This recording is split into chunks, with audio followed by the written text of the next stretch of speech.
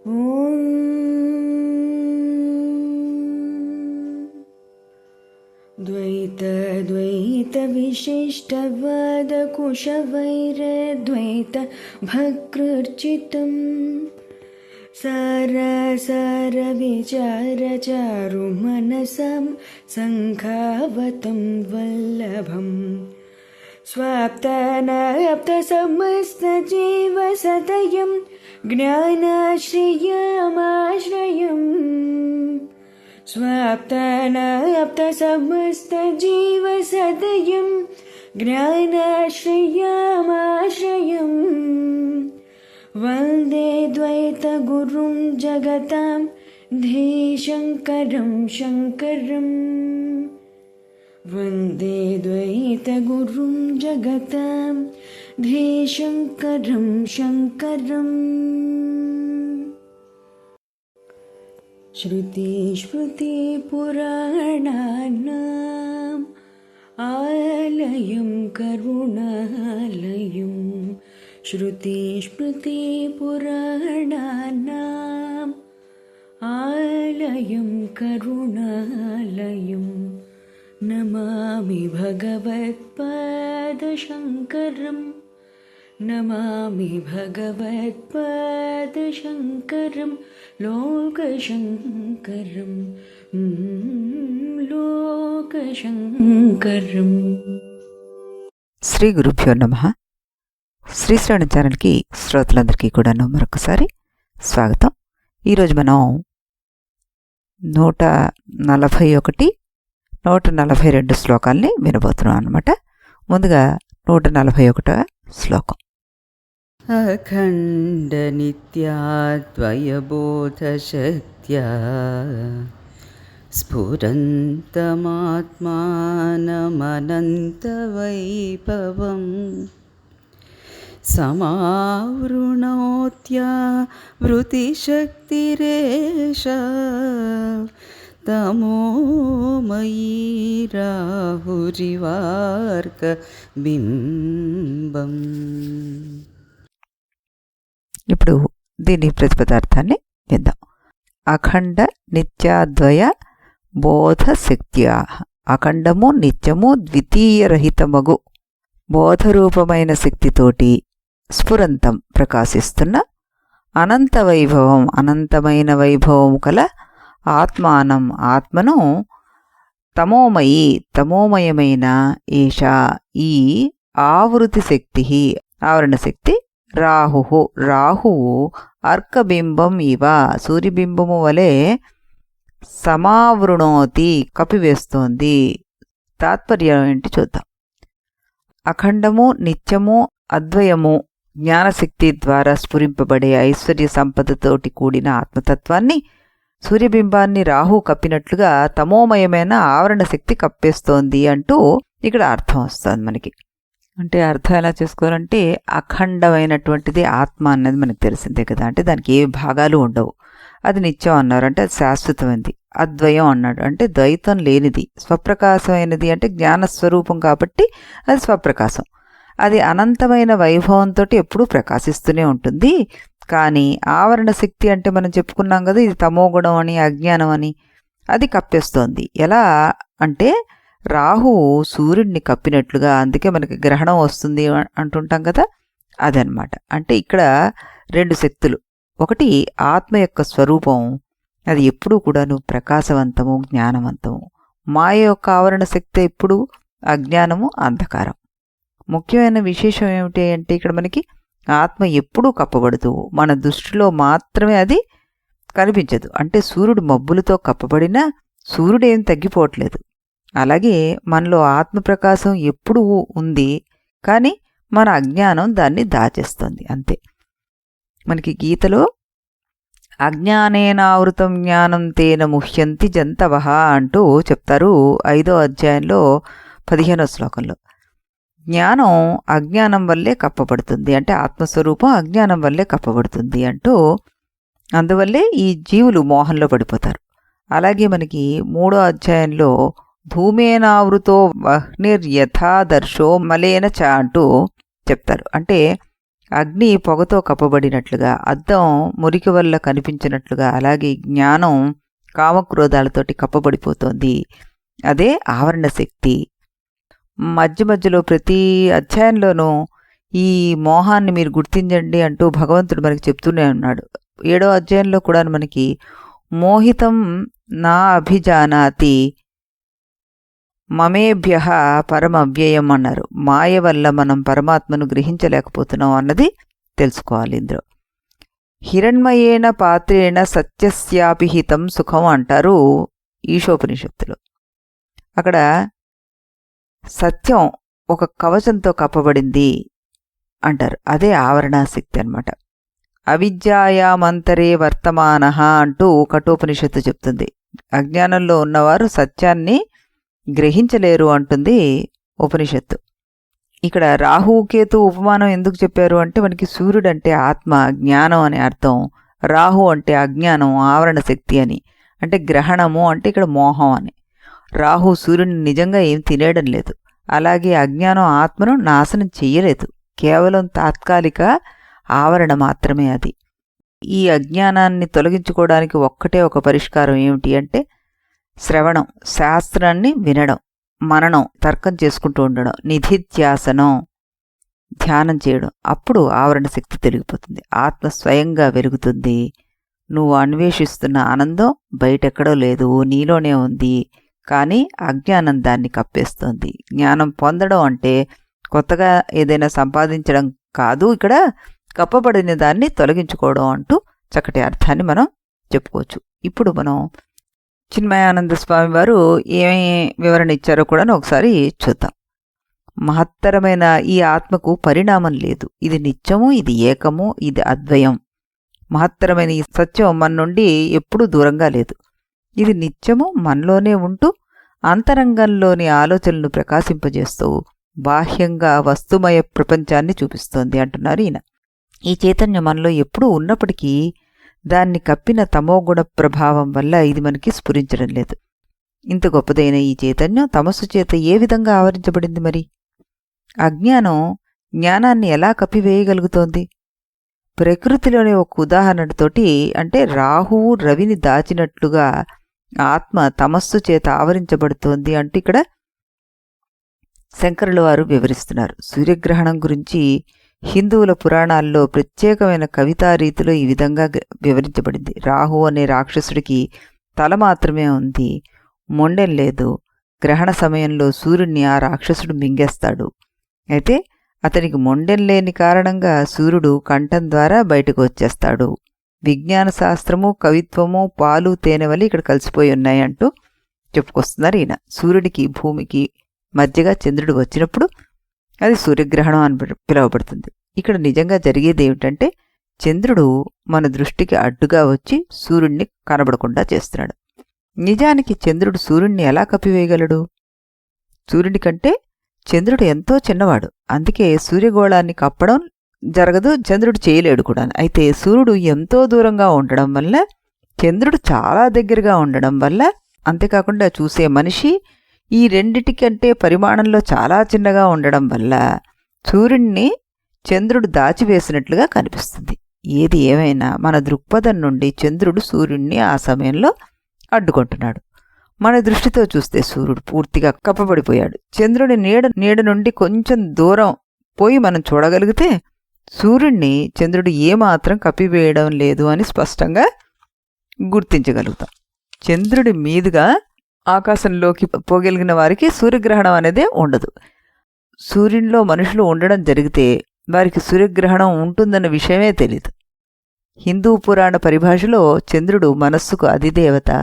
సర్వాన్ని ప్రకాశింపజేసే సూర్యుణ్ణి ఆత్మతోటి పోలుస్తారు. ఈ ఉదాహరణను మనలో మనం సరిచేసుకుంటే, నాకు నా ఆత్మకు మధ్య ఈ మనస్సు ఉన్నంతకాలం ఆత్మ అనే సూర్యుడు గ్రహణంలో ఉండిపోయినట్లే. నాకెన్నటికీ ఆత్మ యొక్క గొప్పదనం అర్థం కాదు. తమస్సు వల్ల సత్యం కప్పబడుతుంది. అజ్ఞానమే అంటే అవిద్యే నాలో మనస్సుగా వ్యక్తం అవుతుంది. మనస్సును అధిగమించగలిగితే అనేకత్వం లేనేలేదు. ఆత్మానుభవం పొందితే అన్ని బాధలు అంతరిస్తాయి అంటూ ఇందులో చక్కగా చెప్పడం జరిగిందనమాట. చక్కటి విశ్లేషణ ఇచ్చిన స్వామివారికి నమస్కారాలు తెలియజేసుకుంటూ మళ్ళీ మనం మరో శ్లోకాన్ని అంటే 142 శ్లోకాన్ని కూడాను వినేద్దాం. స్థిరోభూతే స్వాత్మన్యమలతరతేజోవతి పుమాన్ అనాత్మానం మోహాదహమితి శరీరం కలయతి తతః కామక్రోధ ప్రకృతిభిరముం బంధకగుణైః పరం విక్షేపాఖ్యా రజసవురుశక్తిర్వ్యభయతి. ఇప్పుడు దీని ప్రతిపదార్థం చూద్దాం.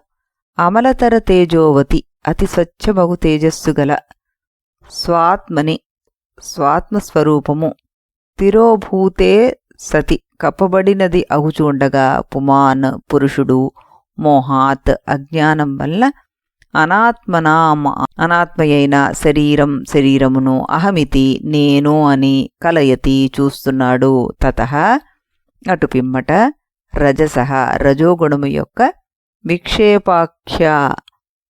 విక్షేపమనే పేరుగల ఊరుశక్తి గొప్ప శక్తి కామక్రోధ ప్రభృతిభి కామము క్రోధము మొదలగు బంధక గుణై బంధకరములుగా ఉన్న గుణాల చేత పరం మిక్కిరి వ్యథయతి బాధిస్తున్నాయి అంటూ ఇందులో చెప్తున్నారు. అంటే మిక్కిలి నిర్మలము తేజోమయము అయిన ఆత్మతత్వము తిరోభూతమైనప్పుడు అంటే అదృశ్యం అయిపోయినప్పుడు పురుషుడు అనాత్మ అయిన దేహాన్నే మోహం వల్ల నేను అని అనుకుంటూ ఉంటాడు. అంటే అనాత్మ అయిన దేహాన్నే ఆత్మగా భావిస్తాడు. రజోగుణాన్ని కూండే విక్షేపం అనే అత్యంత ప్రబలమైన శక్తి తన యొక్క బంధించే గుణం కలిగినట్టి కామక్రోధాలతోటి బాధిస్తూ ఉంటుంది అంటూ ఇందులో చెప్పడం జరిగింది. ఇక్కడ స్వాత్మ తేజస్సు అన్నారు. అంటే దాచబడినప్పుడు ఆవరణ శక్తి వలన ఇది దాచబడినప్పుడు శుద్ధ చైతన్యం ఏదైతే ఉందో అది మనిషి అంటే శరీరాన్ని నేను అని భావిస్తాడు. అప్పుడు కామక్రోధ లోభాలు మొదలైన గుణాలు వచ్చి రజోగుణ రూపమైన ఈ విక్షేప శక్తి మనిషిని బాధలోకి నెట్టేస్తుంది అంటున్నారు ఇక్కడ. ఇప్పుడు మనకి 3 దశలుగా మనం దీన్ని చెప్పుకోవచ్చు. ఏంటిది? ఒకటి ఆవరణము, ఒకటి అధ్యాస, ఒకటి విక్షేపం అని. ఆవరణం ఏమిటి? ఇక్కడ మనకి ఆత్మజ్ఞానం కనిపించకుండా పోవడం. అధ్యాస ఏమిటి ఇక్కడ మనకి? అంటే నేను శరీరం అనే భావం. విక్షేపం ఏమిటి అంటే కామక్రోధ అసూయ భావం. ఇది మొత్తం బంధన చక్రం అవుతుంది. అంటే ఇగ్నరెన్స్, ఫాల్స్ ఐడెంటిఫికేషన్, మళ్ళీ దాని ప్రొజెక్షన్. ఇదంతా మనకి ఒక చక్రం అయిపోతుంది. భగవద్గీతలో ఆయన ఝాయతో విషయాన్ పుంసః సంగస్తేషు ఉపజాయతే సంగాత్ సంజాయతే కామః కామాత్ క్రోధోభిజాయతే అంటూ 2వ అధ్యాయంలో 62వ శ్లోకం 63వ శ్లోకంలోనూ మనకు చెప్తారు. విషయాలపైన ధ్యాస ఏదైతే ఉందో అది ఆసక్తి అని. ఆ ఆసక్తి క్రమంగా మనకి కామానికి, కామం కాస్త క్రోధానికి, క్రోధం కాస్త మోహానికి, చివరికి నాశనానికి కారణం అవుతుంది. అలాగే కామ ఏష క్రోధ ఏష రజోగుణ సముద్భవ అంటారు 3వ అధ్యాయంలో. ఈ రజోగుణం నుంచి ఇవి వస్తాయి. విక్షేపాఖ్య రజశక్తి అన్నది ఇదే అన్నమాట. కామక్రోధాలు త్రివిధం నరకస్యేదం ద్వారం నాశనం ఆత్మనః కామక్రోధ లోభ అంటారు 16వ అధ్యాయంలో. ఇవి నిజంగా బంధక గుణాలే ఈ కామక్రోధ లోభాలన్నవి. అహం బ్రహ్మాస్మి అని బృహదారణ్యకం చెప్తే నేనే బ్రహ్మని అంటూ చెప్తుంది కదా. కానీ శ్లోకంలో మనిషి శరీరాన్ని నేను అంటుంటాడు. ఇదే అజ్ఞానం అన్నమాట. దాన్నే మళ్ళీ తత్వమసి అంటూ చాందోగ్యం చెప్తుంది, నువ్వే పరమాత్మవయ్యా అని. కానీ మనం మాత్రం నేను శరీరం అంటూ భావిస్తున్నాం దాన్ని. అదే ఇక్కడ మళ్ళీ విక్షేపం అవుతుంది మనకి. యో అన్యదా సంతమాత్మనః అంటూ చెప్తారు. అంటే ఆత్మను వేరుగా గ్రహించడమే బంధనం అవుతోంది అంటున్నారు. నిజం ఎప్పుడూ కనిపించదు కాబట్టి అది ఆవరణ శక్తి. తప్పుగా కనిపిస్తోంది కాబట్టి అది విక్షేపం అవుతుంది అనమాట. మనం తొలగించుకోవాల్సింది ఏమిటి అన్నది మనకు తెలుస్తుంది. ఏమిటి? ఈ అజ్ఞానాన్ని, ఈ తప్పుడు ఐడెంటిటీని మనం తొలగించుకోవాలి. దానికి మనం ముందుగా చేయాల్సింది self versus non self discrimination అనేది మనం బాగా వంట పట్టించుకుంటూ చూస్తూ రావాలి. దానికి ఒక గురువే సరి అయిన డైరెక్షన్ ఏ విధంగా ప్రాక్టీస్ చేయాలి అన్నది కూడా చెప్పగలుగుతారు. మనం ఈ గ్రంథ పఠనాల ద్వారా గురువు యొక్క సాన్నిధ్యంలో మంచి సాహిత్యాన్ని చదువుతూ అర్థం చేసుకుంటూ ఈ మిథ్యా ప్రపంచానికి దూరంగా వెళ్ళడానికి ప్రయత్నం చేయాలి. ఇక్కడ స్వామీజీ ఏం చెప్తున్నారో మనం చూద్దాం. కామక్రోధాది అంటే కామము, క్రోధము, లోభము, మోహము, మదం, మాత్సర్యం మనిషిలో ఆలోచనలన్నీ పై 6 విభాగాల్లో ఏదో ఒకదానికి చెంది ఉంటాయి అంటూ ఆయన అంటున్నారు. వీటిలో ఏ ఒక్కదాన్నైనా సరే మనలోని నీచ ప్రవృత్తిలో జీవుణ్ణి బంధించగల శక్తి ఉన్నటువంటివి అంటున్నారు. గుణాలంటే తాళ్ళు అని కూడా అర్థం చేసుకోవాలి అంటున్నారు. ఇక్కడ వాడబడిన గుణ అన్న మాటకి 2 అర్థాలకు న్యాయం చేకూరుస్తుంది. అది ఒకటి, చాలా సమర్థవంతంగా ఈ మాట ఇక్కడ వాడబడింది అంటున్నారు. తమోగుణం వల్ల ఆత్మజ్ఞానం మరుగుపడగానే నేను శరీరాన్ని అనే భావం ముందుగా దృఢంగా వస్తుంది. తర్వాత దాని ఫలితంగా నీచ ప్రవృత్తి ప్రకోపించి అలజడి మొదలైన పై గుణాలతోటి మనిషిని బంధిస్తాయి. ఇక ఆ పైన ఆధ్యాత్మిక ఆనందాన్ని అనుభవించే స్వతంత్రం ఇంకా ఆ వ్యక్తికి అందని పండులాగా అయిపోతుంది. అజ్ఞానం వల్ల మనిషిలో 6 రకాల ఉద్రేకాలు కలుగుతాయి. కామం, క్రోధం మొదలైనవి. ఇవన్నీ కూడా మనస్సులోని విక్షేప శక్తి నుండి జనిస్తాయి. ఈ శక్తి ఇష్టాలతో కూడిన ప్రపంచాన్ని చూపించగానే వ్యక్తిలోని ఈ గుణాలు ప్రేరణ పొందుతాయి. ఫలితంగా వచ్చిన అశాంతితోటి, బాధతోటి ప్రపంచంలో జీవితం దుర్భరమైపోతుంటుంది. తమోగుణం సత్యాన్ని ఆవరించగా రజోగుణం మనస్సులో అశాంతిని సృష్టిస్తుంది. ఈ బాధలన్నీ అప్పుడు సంభవాలైపోతున్నాయి మనకి. సత్వరజస్తమో గుణాలు 3 కలిస్తే మాయ అనుకున్నాం కదా, అది అవిద్య కారణ శరీరం అవుతుంది. ఇదే వాసనలుగా వ్యక్తిలో బీజంగా ఉంటుంది. మనస్సు చేసే ఈ మాయలో పడిన వ్యక్తి పరిమితమైన అర్థరహితము అయిన జీవనయాత్రను భారంగా కొనసాగిస్తున్నాడు అంటున్నారు ఆయన. ఆధ్యాత్మిక జీవితమే ఈ కష్టాలన్నింటినీ అంతమొందించే ఔషధం. ఈ బంధనాలన్నింటినీ ఛేదించి నిన్ను నువ్వు చూసుకో. అనంతం దివ్యం అయిన ఆత్మవయ్యా నువ్వు. అది తెలుసుకో. నీకు ప్రసాదించినటువంటి ఈ శరీరము, మనస్సు, బుద్ధులను ఉపయోగించుకో. నువ్వు ఈ ప్రపంచంలో హాయిగా వినోదించు. ఈ శరీరాన్ని హాయిగా వినోదించడానికి నీకు ప్రసాదించబడిన ఉపాధి, ఉపకరణము ఒక వరం. దీన్ని భారంగా భావించొద్దు అంటూ తెలుసుకొని తెలివిగా ఉపయోగించు. అనంత ఆనందాన్ని ఏదైతే ఉందో దాన్ని నువ్వు పొందడానికి ప్రయత్నం చేయి అంటూ ఆయన సలహా ఇస్తున్నారనమాట. ఈ రకంగా మనం ఈ శ్లోకంలో మనకి ఈ రజోతమో గుణాల వల్లే ఇన్ని రకాల అవాంతరాలు, ఇన్ని రకాల కష్టాలు వస్తున్నాయని తెలుసుకున్నప్పుడు ముందు వాటిని చిన్న చిన్న విషయాల దగ్గర మొదలుపెట్టి కట్ చేసుకుంటూ రావడం చేస్తే గనక ఎంతో కాలం పట్టదు, ఈ 2 గుణాలతో కూడినటువంటి ఆ వృక్షం పడిపోతుంది అంటూ చక్కటి భావన ఇక్కడ మనం అర్థం చేసుకోవచ్చు. మళ్ళీ మనం రేపు ఇదే సమయానికి ఇదే ఛానల్లో మరో 2 శ్లోకాలతో కలుద్దాం. అంతవరకు సెలవు. इति गुरुवाक्यम् इति गुरुवाक्यं विधि वेदान्तं विदितारकमिति ब्रह्ममु इति गुरुवाक्यं विधि वेदान्तं विदितारकमिति ब्रह्ममु इति मोदलिदि नडुमिदि तुदि తెలిసిన వాడెవడుగా ఇది మొదలిది నడుమిది తుది తెలిసిన వాడెవడుగా ఇది గురువాక్యం విధి వేదాంతం విదితారకమితి బ్రహ్మము ఇది గురువాక్యం.